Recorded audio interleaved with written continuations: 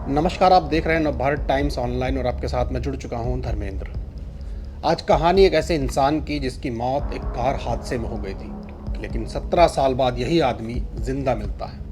आखिर क्या था उसका सच, आइए आपको बताते हैं। तारीख थी 31 जुलाई 2006। यूपी की आगरा पुलिस को खबर मिलती है कि लाल किले के पास बिजली के खंभे से एक कार टकराई है। टक्कर के बाद कार में आग लग जाती है और उसमें बैठा युवक अंदर ही जलकर मर जाता है। आगरा पुलिस केस दर्ज करती है और गाड़ी के नंबर से पता चलता है कि जिसकी मौत हुई वो नोएडा के दनकौर में भट्टा पारसोल इलाके का रहने वाला है। पुलिस उसके परिजनों को खबर करती है और कागजी कार्रवाई के बाद परिजनों को लाश सौंप दी जाती है। परिजन अपने गांव आकर लाश का अंतिम संस्कार कर देते हैं। जिसकी मौत हुई उसका नाम था अनिल चौधरी। अनिल के नाम पर भारतीय जीवन बीमा निगम की 20 लाख रुपए की एक पॉलिसी थी।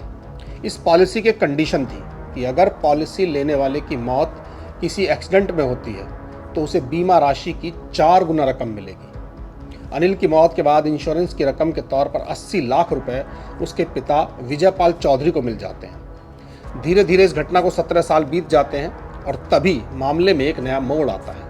दरअसल गुजरात में अहमदाबाद क्राइम ब्रांच को अपने मुखबिरों से खबर मिलती है कि शहर के निकोल इलाके में राजकुमार चौधरी नाम का एक आदमी फर्जी नाम और पहचान के साथ रह रहा है। किसी बड़ी साजिश के अंदेशे के तहत नवंबर 2023 में पुलिस इस राजकुमार चौधरी को गिरफ्तार कर लेती है और थाने लाकर जब तहकीकात होती है तो एक ऐसा राज खुलता है जिसे सुनकर पुलिस के आला अधिकारी भी चौंक जाते हैं। जिस राजकुमार चौधरी को पुलिस ने गिरफ्तार किया वो कोई और नहीं बल्कि वही अनिल चौधरी निकलता है जिसकी 17 साल पहले आगरा में कार हादसे में मौत हुई थी।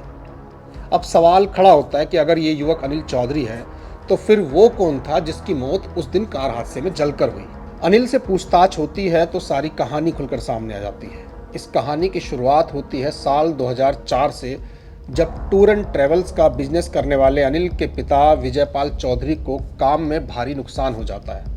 नुकसान से उबरने के लिए विजयपाल अपने बेटे अनिल और 2 दोस्तों अभय सिंह और रामवीर के साथ मिलकर एक साजिश रचता है। विजयपाल अपने बेटे अनिल के नाम पर एक जीवन बीमा पॉलिसी लेता है। पूरा प्लान कुछ इस तरह था कि पहले अनिल की कदकाठी वाले किसी आदमी की तलाश होगी और अनिल की जगह उसे मारकर इंश्योरेंस की रकम हासिल की जाएगी। इसी साल अनिल एक कार खरीदता है और अपने जैसी कदकाठी वाले आदमी की तलाश में जुट जाता है।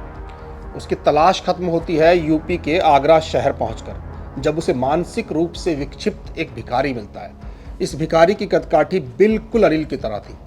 अनिल उसे खाना खिलाने का लालच देकर अपनी गाड़ी में बैठाता है और फिर जहर देकर उसकी हत्या कर देता है। इसके बाद इस हत्या को हादसे की शक्ल देने के लिए गाड़ी को बिजली के खंभे से टकराने के बाद उसके ऊपर पेट्रोल छिड़ककर आग लगा देता है। सब कुछ प्लान के मुताबिक होता है और इंश्योरेंस की रकम अनिल के पिता विजयपाल को मिल जाती है। यहाँ से अनिल गुजरात के लिए निकलता है और अहमदाबाद में राजकुमार चौधरी बनकर रहने लगता है। कुछ वक्त बीतता है तो अनिल एक कार खरीदता है और टैक्सी के तौर पर उसे चलाने लगता है। साल 2014 में उसे पड़ोस में रहने वाली एक लड़की से प्यार भी होता है और अनिल उससे शादी कर लेता है। इधर विजयपाल को इंश्योरेंस की रकम मिल जाती है और उधर अनिल की नई जिंदगी शुरू हो जाती है।